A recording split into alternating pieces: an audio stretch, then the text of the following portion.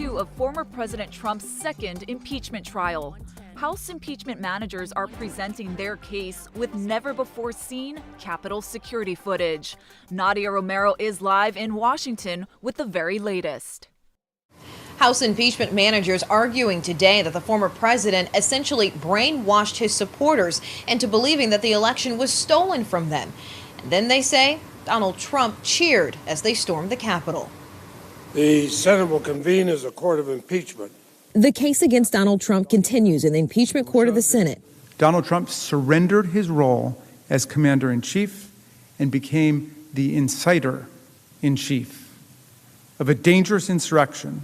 House managers acting as prosecutors used then-President Trump's own words, both before the election. We're in a fight for the survival of our nation. And after. We're going to fight like hell, I'll tell you right now. Along with footage from the attack on the Capitol. We were invited by the President of the United States! As evidence, Trump committed an impeachable offense, inciting an insurrection. He told them to fight like hell, and they brought us hell on that day.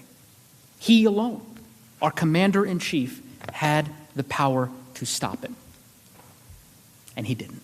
Senators serving as jurors forced to relive the siege when many hid in fear for their lives. The harm was real. The damage was real. Former President Trump's defense team will make their case later this week, but it's likely Trump will be acquitted, especially since only 6 Republicans voted to support the constitutionality of this case. Far short of the 17 GOP senators Democrats need to convict the former president. I think that pretty well fixes in place what you might see as the eventual outcome. So Democrats won the vote, deciding that this impeachment trial is constitutional. Despite that, some GOP senators say they will not listen to the merits of the case, already deciding to not convict the former president. Live from Washington, I'm Nadia Romero. Welcome to This Is Now on your Wednesday afternoon. Casey Lund filling in for Jonathan Soppe one more time. He will be back soon, though. And Ash, you have the latest COVID infection numbers, right? That's right. The state health department is reporting 56 new cases today and 5 new fatalities. We'll have that breakdown for you on your HNN digital platforms. Meanwhile, a new survey by the State Department of Health shows a rapid rise in the number of people who are planning to get vaccinated. The Department of Health says 91% of respondents in that survey now plan to get the COVID vaccine at some point. Previous surveys showed only 50% of residents intended to do so, with many saying they were still undecided. We spoke to Lieutenant Governor Josh Green this morning about the new support for vaccines. Here's what he had to say. This is a reflection of all of those people that have been on the fence moving toward approving in their own minds the need for a vaccine. So people are increasingly convinced as they talk through the coconut wireless with their friends who have been vaccinated that, number one, they're at less risk, and 2, it's been overall a very safe, benign process. Not saying there isn't some achiness in the arm and the occasional, aches in the bones and muscles after getting the second shot. That does happen, and it's a sign that you're getting an immune response, but we have not had any severe problems. And so as people communicate, that's helped. We now have, we've had 218,000 shots given, which means about 75,000 people have gotten both of their shots. That's experience that can be shared. And another 75,000 or so people that have gotten their first shot. So that's now 150,000 individuals that can share their story. So everyone knows somebody that has had the vaccination now, and there have been very few issues with it. Meanwhile, I think also people are seeing our numbers come down real steadily. Today, our positivity rates dropped all the way down to 1.48%. Our case count is at 56, and the average count's under 70 per day for the last week. So the benefits now becoming evident. I think all those things have, kind of connected like a puzzle, and so more people are confident. Meanwhile, the State Department of Health is set to release new verified vaccination numbers today. Right now, at least 210,000 doses have been administered statewide. Hawaii is set to receive another 41,000 doses this week. Officials say we'd be able to vaccinate a lot more people if we had more vials. It's a 2 to 3 week process before shots are administered. It starts with DOH ordering doses allocated by the federal government, then waiting for it to be shipped and distributing them across the state. Dr. Scott Miskovich was on Sunrise this morning. We asked him if he thinks Hawaii is doing a good enough job getting everyone vaccinated. He says we need to do a better job of bringing the drug to people where they live. The implementation of a program where it was mostly rolled out through the hospitals made a lot of sense, but I do think that we probably wanted to get it more into our communities, more directly into the communities that may have higher proportions of these citizens. And for example, our team is doing vaccinations in southern Arizona right now, and we're actually taking them right to the locations. So there's two sides of this. You put a location and you have people come to it, but I think at the same time, you have to go seek out these individuals, and that takes demographics and time and planning to know where they are, especially those that might be challenged by transportation, education, access to the internet, et cetera. It sounds like a great idea. Any idea whether that is even something that's being worked on right now to have those mobile units? Yeah, I know, like, for example, our team is doing a lot of the coverage on the Big Island, and we're working with DOH that we're going to be taking the same mobile units that we've been doing testing with, and we're taking them out to the rural areas of the Big Island. And I think the same thing should happen, like, for example, on Oahu, up on the North Shore, and all over the state. Maui, there's a lot of areas we all know where they are, where it will be a challenge for people to, come down to the pier or down to a major hospital. Miskovich also said he's confident Hawaii can bring back youth sports if it's done correctly. He says he has a plan to make it happen. I want our kids to be able to start getting back to sports. I think we can with where we are. And actually, I proposed a plan that has raised some eyebrows that I do believe is going to allow both the kids to get back to school and the athletes to start again. And how would we do that? Well, we uncovered the fact that the Trump administration shipped us about 800,000 antigen test kits, which are a high quality, the highest quality in the world, the BD, along with the machines. And so they're already sent to our state and paid for, sitting out in a bunker. And like for sports with the SEC, we use a 3-time-a-week cadence. So if we could get those kids tested 3 times a week, it's a 15-minute test. With a machine. It's not a little antigen where you put a little drop in. Those are not as accurate. And you basically just do more frequent testing. And you have the kids understand their responsibility. You create a little bubble in the locker room where they stay in their locker room space. Sports can happen in the state of Hawaii, in my opinion, now with how low our incidence is. And I believe our schools can reopen if we do it the right way. Because of high demand, the Hawaii Utility Bill Assistance Program is now closed to new applications. Hawaiian Electric and the Aloha United Way say in just 2 days, nearly $2 million have been committed to 2,700 households statewide. The program was created to help residents financially impacted by the pandemic pay their electric, water, sewer, and gas bills. Applicants received a maximum payment of $750. The organizations say contributions to the fund are being accepted to help a limited number of applicants on the waiting list. More federal funding is on the way for struggling renters, and the money can be used for utilities. The state's rental assistance program is getting another $200 million. The rules now allow direct aid to landlords. Priority will be given to Hawaii's unemployed and those making below 50% of the area median income. The statewide moratorium on evictions has also been extended through mid-April. New today, the CDC says wearing more than one face covering does offer more protection against coronavirus. But health officials are stopping short of requiring that everyone double up. Researchers found that wearing one mask, whether surgical or cloth, blocked around 40% of the particles. When a cloth mask was worn on top of a surgical mask, about 80% were blocked. A proposal that would force all counties to follow the same pre-travel testing rules is moving forward. Right now, some counties have different rules. For example, on Kauai, trans-Pacific travelers can quarantine for 3 days at an approved resort bubble. Then after 3 days, if they test negative again, they're allowed to leave. But under a bill at the state capitol, the safe travel rules would be the same for every county. If the pandemic is keeping you up at night, you're part of a growing number of Americans experiencing corona-somnia. Chris Martinez explains.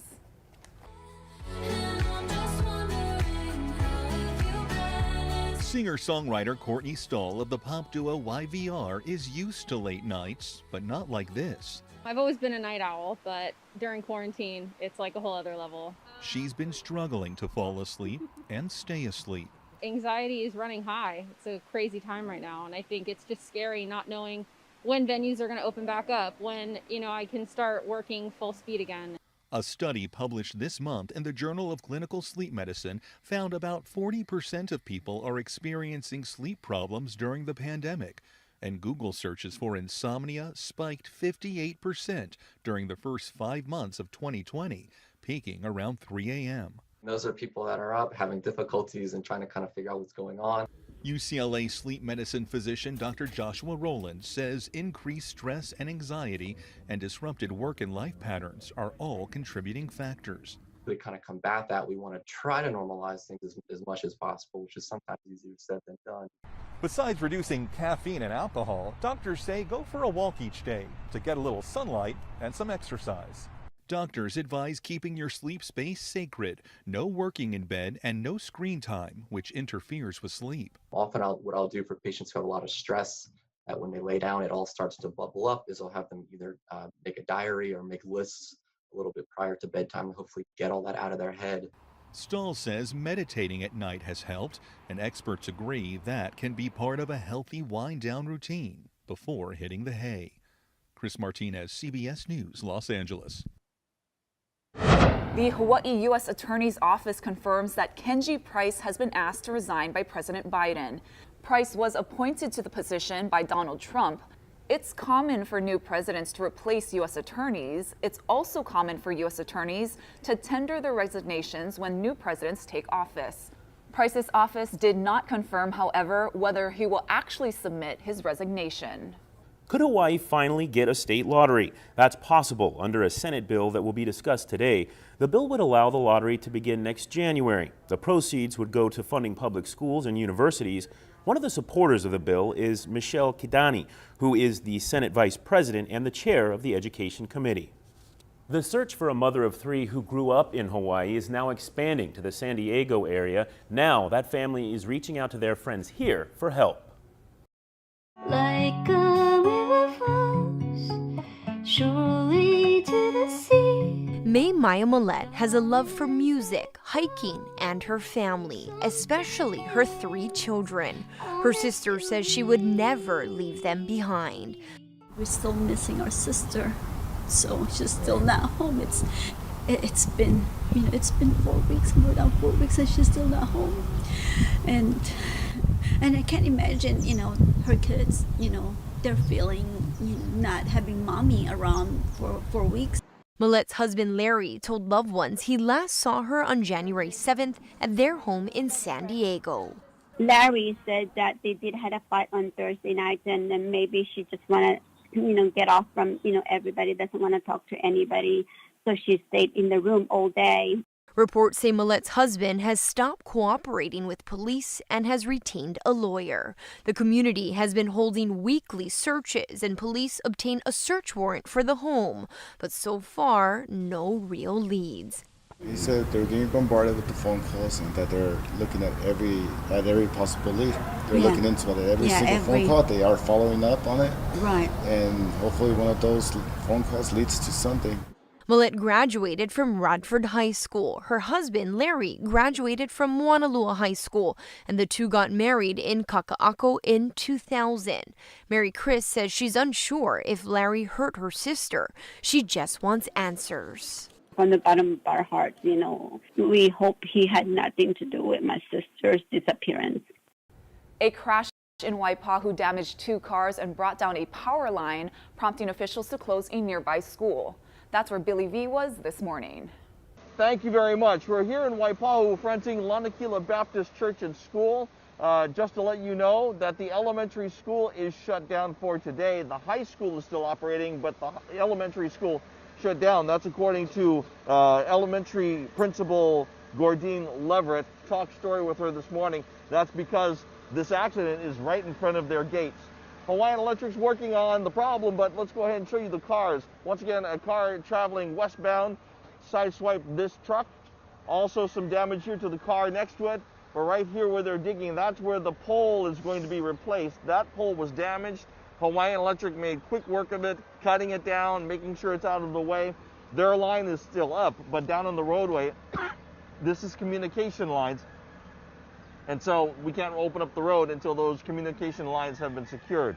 So that's what has been happening this morning here in Waipahu. And once again, this short section of Waipahu Street fronting Lanakila Baptist Church is closed while they do the work.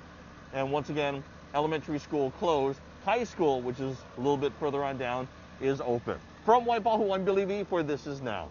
And thank you, Billy. Billy, we're taking a live look over Honolulu Harbor. Beautiful weather today here in Hawaii, and more trade wind weather and sunshine on the way. For a more detailed look at our forecast, let's check in with Guy Hoggy.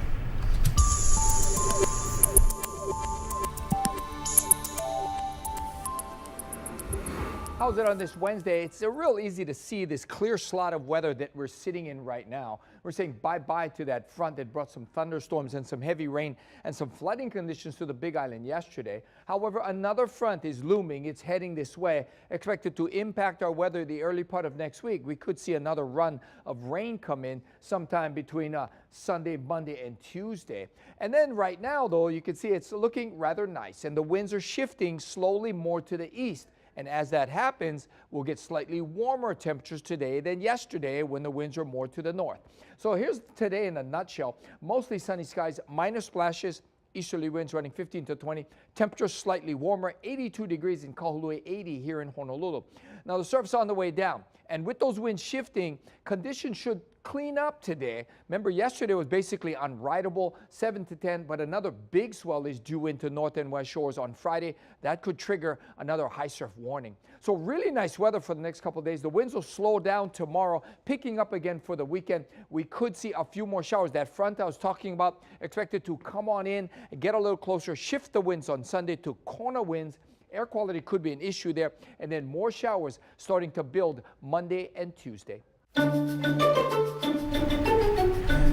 Thank you, Guy. A look now at what we're seeing from the feeds. The 2021 nominees for the Rock and Roll Hall of Fame have been announced. A total of 16 artists or bands make the list. We'll just run through some of the nominees real quick. So rapper Jay-Z made the list, obviously. His 22 Grammy Awards are a record for any rapper ever. The Foo Fighters also nominated, as well as Mary J. Blige, Tina Turner, great Dionne Warwick, and Iron Maiden. The final inductees will be announced in May. Fans can vote through April 30th on the Hall of Fame's website. So many good nominees. Yeah, very awesome. Glad to see Tina Turner made that too. A pair of Nike sneakers, you guys, inspired by former President Barack Obama, will soon be up for grabs, but it will cost a pretty penny. That's an understatement. $25,000 to be exact. Now, the Nike Hyper Dunks will be sold on Sotheby's auction, the website, on Friday at 4:44 p.m. Eastern. That's random.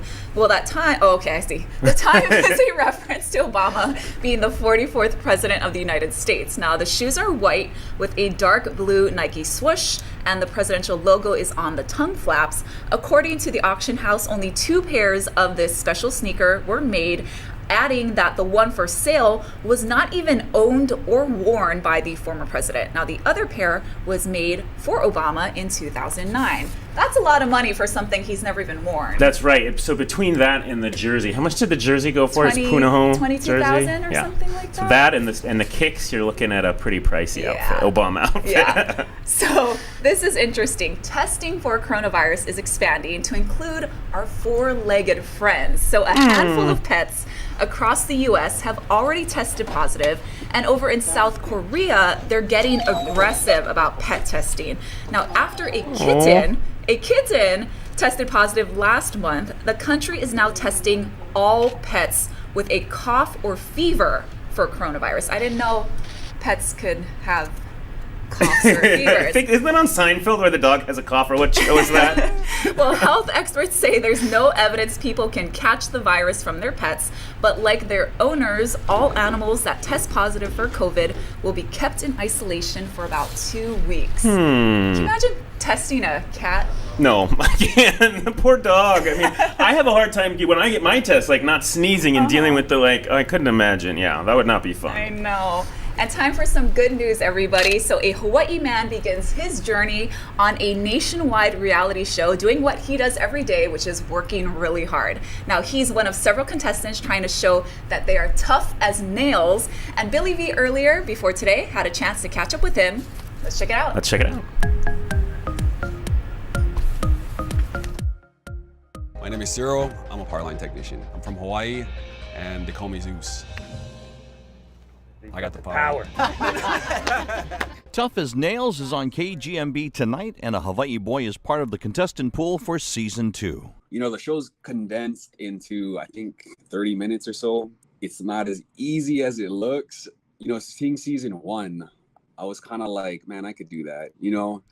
And being there and doing it in person, it's a whole different thing. So, you know, props to the guys on season 1. Explain how this show is a little different from your regular reality shows. It's a great show. You know, nobody gets eliminated. Everybody stays on the show throughout the entire season. There's individual challenges and there are the team challenges. And if you get eliminated from the individual challenges, you can still win money in the team challenges, which is a really good thing.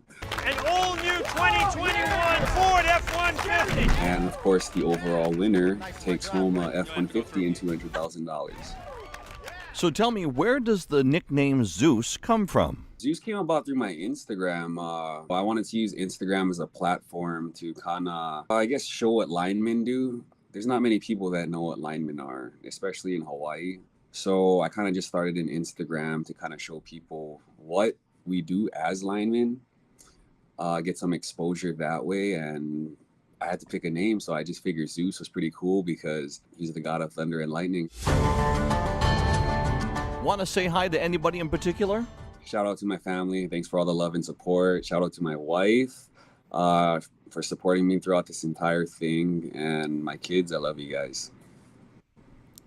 And that was Billy V reporting. Yep, so it airs the first season. The second season starts tonight at 7 p.m. on KGMB. I've got a lot of TV to watch, but that's what I'm going to have to do. I was going to say, yeah, you and I love reality shows. You think it's going to be... I think it looks good. Yeah, it looks good. I'm excited. Yeah. Okay, so finally this afternoon, everybody, the city of Tampa is celebrating Tom Brady and the Super Bowl champion Buccaneers with a different kind of parade. So check this out. It's a Super Bowl boat parade. So hundreds of boats set sail along the Hillsborough River today to celebrate the Bucs Super Bowl 55 victory. Some of the boats got a little wild, especially the one with Gronk. Fans got to raise their pirate flags and join the celebration along the Tampa Riverwalk. Viewing areas were set up to offer space for social distancing. Oh, to live in the fantasy land that is the state of Florida. And apparently, Ian Shearing was telling us that there is video somewhere, we'll see if it comes up here, I don't on think the it internet is, where he tosses the Vince Lombardi trophy to Gronkowski over the water to another boat. Oh boy. Yeah. It's a good thing Gronk has good hands. Yeah, I guess so. Because that would have been tragic. And you just see, but what about so I guess they're not worried about the bubble anymore because it's out of the season, but yeah, interesting. It doesn't look like they're worried too much about social distancing there. Yep, big party going on in Tampa. It's probably going to be like that for a while. Yep. Was that Tommy there drinking some champagne? Oh, yeah. Why not? We'll go ahead and get out of this. All right. Thanks everyone so much for watching. Jonathan will be back tomorrow on This Is Now.